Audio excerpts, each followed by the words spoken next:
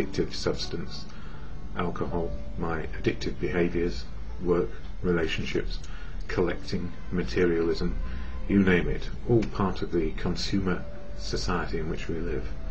And I guess all of that was about often filling a gap inside me.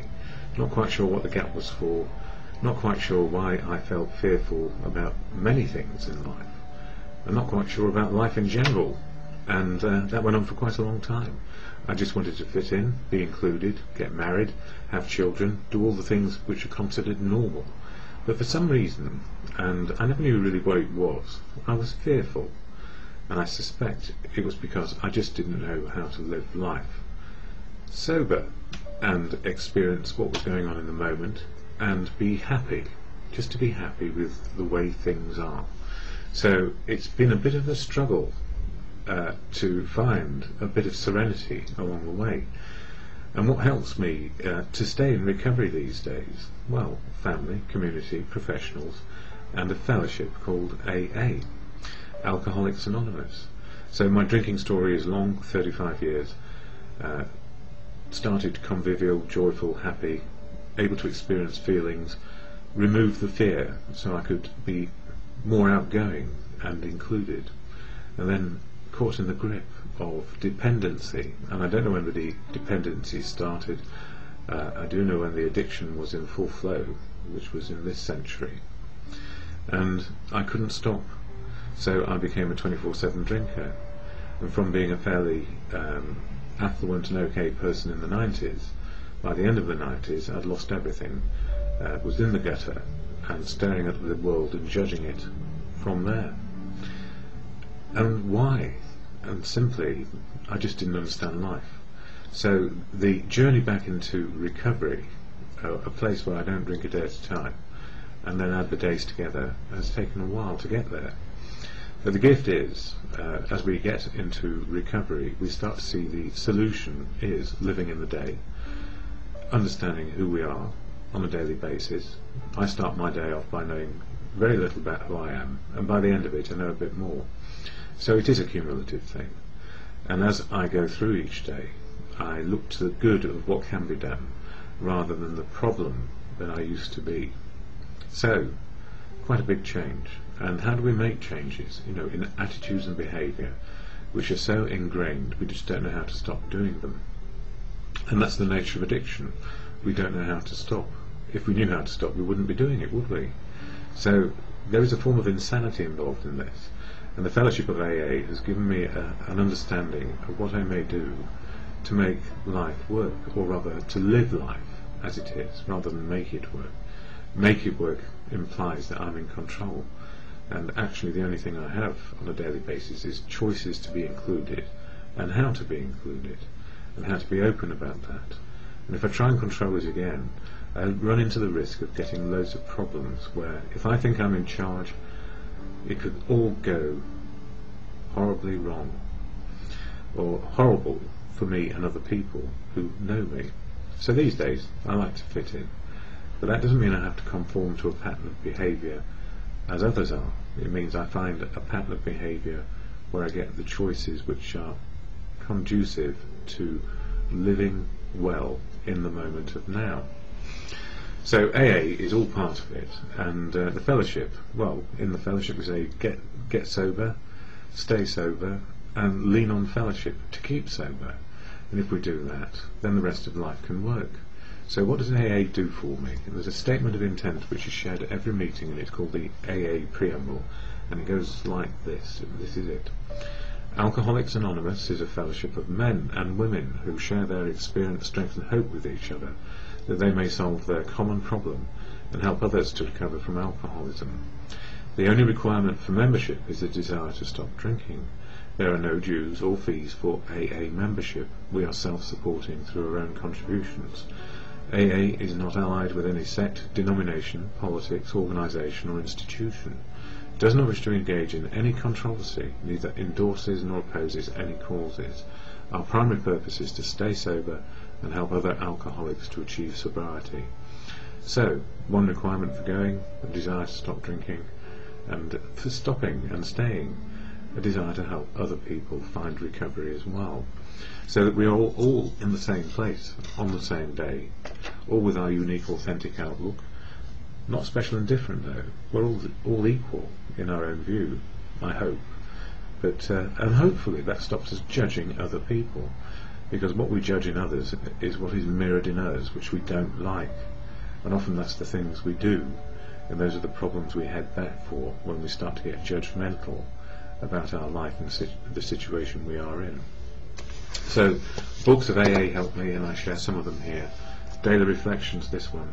It's 1 page a day, and it shares in line with the 12 steps of the action program for people in the program. 12 steps of action to change attitude and behaviour. So it's all about step 2 in February. Step 2 is covered in more detail in this one, the 12 steps and 12 traditions. And I'll just read the first paragraph of step 2, which says here, came to believe that a power greater than ourselves could restore us to sanity, which means that having tried abysmally on our own to crack the problem of drinking too much and failed, that is, we are powerless over alcohol and life is unmanageable when we drink because we just can't stop. What next? So what is this higher power? And it goes on to say, the moment they read step 2, most AA newcomers are confronted with a dilemma, sometimes a serious one. How often have we heard them cry out, look what you people have done to us. You have convinced us that we are alcoholics and that our lives are unmanageable. Having reduced us to a state of absolute helplessness, you now declare that none but a higher power can remove our obsession. Some of us won't believe in God, others can't, and still others who do believe in God, do believe that God exists, have no faith whatever. He will perform this miracle. Yes, you've got us over a barrel all right, but where do we go from here? And it can be quite difficult, really, because, you know, what is a higher power than us? When we were drinking, we were so inward-looking, we could only see what was in our heads, and we wouldn't let anybody in. So I've learned what works for me is simple. Truth of now, hearing the truth from other people, and love from other people, and loving other people. So that's my higher power. God is truth, as Gandhi said, for me.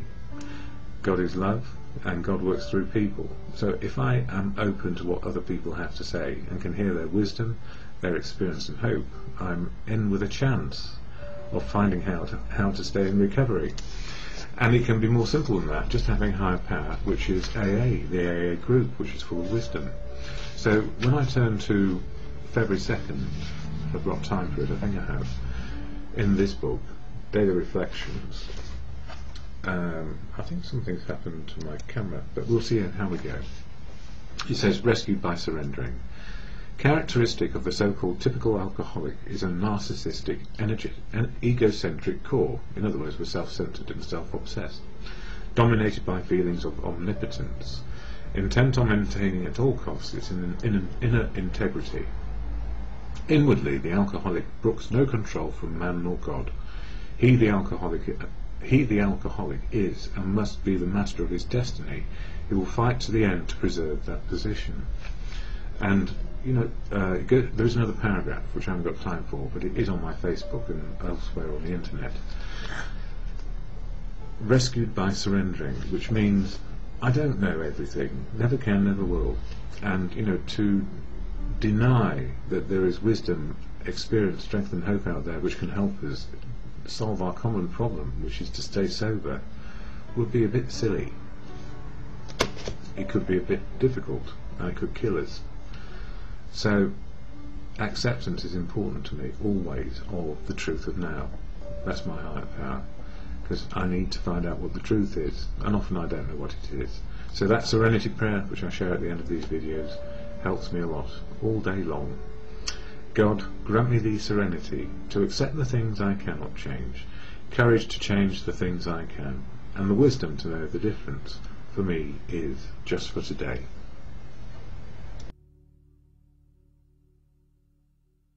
I'm very late in the afternoon doing my daily video on recovery from addiction to either substance or behaviour. My substance, alcohol, my behaviour, trying to be perfect, trying to do everything as best I can. And I guess really what I've learned over the years is that there is no such thing as perfect, except the imperfect moment of now. You know, we learn where we are and how life can be just as we go along. And you know, the thing about addiction to either substance or behaviour, my substance was alcohol, so I go to the fellowship of AA, Alcoholics Anonymous, for more help and support on a daily basis, and I need it right now, because if the malady isn't coming out in the substance we used to use, it probably comes out in other behaviour, looking for perfection, looking to fix ourselves in some way, or even fix relationships which have gone wrong. And I was laid low earlier today by trying to make something work which cannot work again. So I have to learn that if my addiction, primary addiction being alcohol, is not being satisfied in some way, certainly my behaviour can become addictive in other areas. So I need to look at that too, always. So whilst fellowship is all about alcohol, it keeps me looking at the whole big picture of life and where I am today. And at the beginning of every meeting we share the preamble, which tells everybody what AA is there to do. Now remember, please, I do not speak for AA, I speak for myself, but I use the tools of the fellowship to make my life work, utilise them, not use them, utilise them daily. So it says here, Alcoholics Anonymous is a fellowship of men and women who share their experience, strength and hope with each other, that they may solve their common problem and help others to recover from alcoholism. The only requirement for membership is a desire to stop drinking. There are no dues or fees for AA membership. We are self-supporting through our own contributions. AA is not allied with any sect, denomination, politics, organisation or institution. Does not wish to engage in any controversy, neither endorses nor opposes any causes. Our primary purpose is to stay sober and help other alcoholics to achieve sobriety. And I'm hoping to get out to a meeting of AA a little bit later. The snow has been falling here in London, UK for some time, and it got to about 9 inches deep, which I don't know is what, about 18 to 20 centimetres. So it's a fair old snowfall for us, and it's the biggest it's been in years, certainly in central London. So what about me in recovery? What's important to me is utilising not only the meetings of AA but also the literature, which makes me smile sometimes, and today it made me smile at me and myself and what I've been up to. Daily reflections, 1 page a day. It's February, so it's all about step 2, looking for a higher power to help restore us to sanity, and my higher power is simply truth in the moment of now. So I'm learning on a daily basis, so I guess I'm really learning that I'm a very, very human being, and that I am capable of anything and everything, and I need fellowship to keep me on the right path. So, rescued by surrendering is the title here. Characteristic of the so-called typical alcoholic is a narcissistic, egocentric core, dominated by feelings of omnipotence, intent on maintaining at all costs its inner integrity. Inwardly, the alcoholic brooks no control from man or God. He, the alcoholic, is and must be the master of his destiny. He will fight to the end to preserve that position, and in recovery I'm learning that that position will kill me one way or another. If I don't relapse on alcohol, I can certainly relapse in other areas to do with people, places and things. And it goes on to say, the great mystery is, why do some of us die alcoholic deaths, fighting to preserve the independence of our ego, while others seem to sober up effortlessly in AA? Help from a higher power, the gift of sobriety, came to me when an otherwise unexpected desire to stop drinking coincided with my willingness to accept the suggestions of the men and women of AA. I had to surrender, for only by reaching out to God, or in my case I see God as truth, so reaching out to the truth and my fellows could I be rescued. And sometimes on a daily basis I need rescuing, because life is so difficult. Excuse me, and also around relationships. I'm taking a deep breath and a deep sigh, because I'm glad I'm human. I'm glad I have this inner battle sometimes, which is about caring for other people and also loving other people, and knowing it can go to extremes of behaviour and torment, because I certainly am not a perfect specimen, and nobody else is either. But that inner stuff of ego, where we protect the inner core, where we fear most and cannot control what is going on around us, will kill us. Because if alcohol doesn't kill us, our behaviour will in other areas to do with people, places and things. So the fellowship helps me grow myself up a little bit more each day, And you know what? It needs to be incremental, because if I tried to solve it all at once, I would surely relapse and die. You can't do it all in one day or in one go. Or if you can, you're a better person than me. So I'm a very slow learner, and I'm glad I'm a slow learner, because I need to be, otherwise it wouldn't sink in. So the other book I use is As Bill Sees It, and it's not necessarily about step 2, but this is what it says on page 16. Never again. Most people feel more secure on the 24-hour basis than they do in the resolution that they will never drink again. Most of them have broken too many resolutions. It's really a matter of personal choice. Every AA has the privilege of interpreting the program as he likes. And this is most important. Every person interprets the program as they wish to live it.